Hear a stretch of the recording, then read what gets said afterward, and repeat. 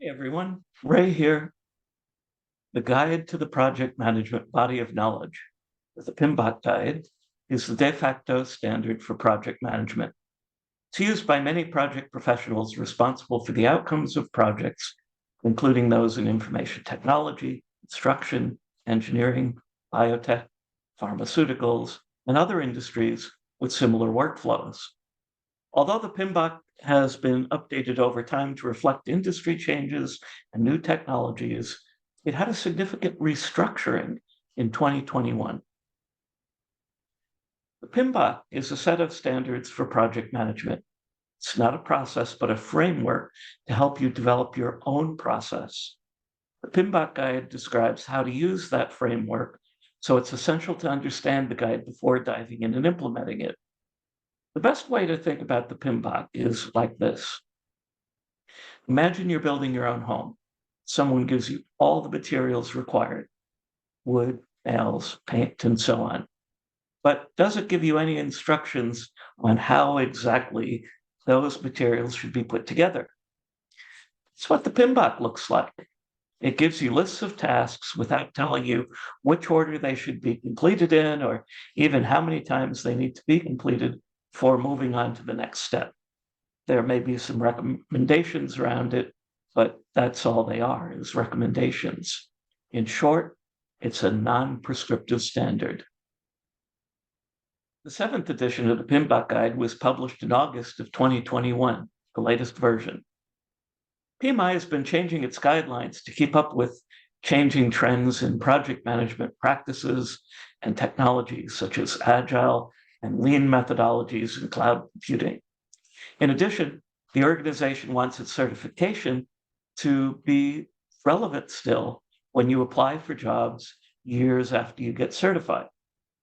The 7th edition is unique in that, according to PMI, the 6th edition still contains valuable information electronically incorporated into the 7th edition.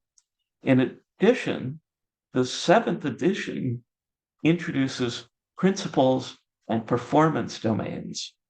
The 12 Principles Guide, strategy development, decision making, and problem solving, they are aligned with the PMI Code of Ethics and Professional Conduct and are complementary to them. The 8 performance domains are related activities essential for successful project outcomes. They are intended as a shift from the former 12 knowledge areas. As with the 6th edition, the 7th emphasizes tailoring the various activities of project management to meet the needs of different project types, including predictive, agile, and hybrid projects. This puts much of the necessary decision-making on the project management practitioner to decide how best to apply the standards to their project circumstances.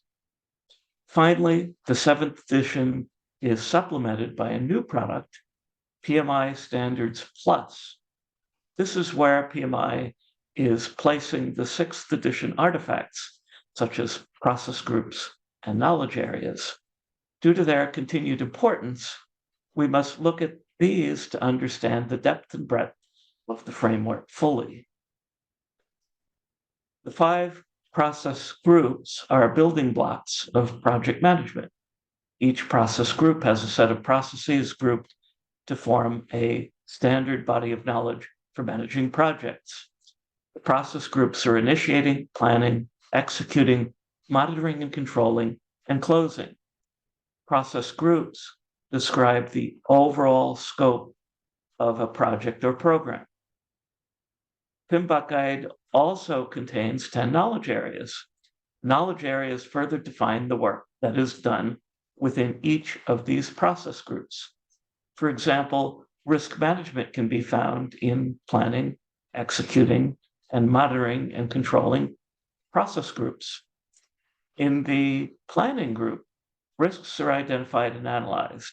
In the executing group, risk responses are implemented. In the monitoring and controlling group, the project is watched for risks to occur.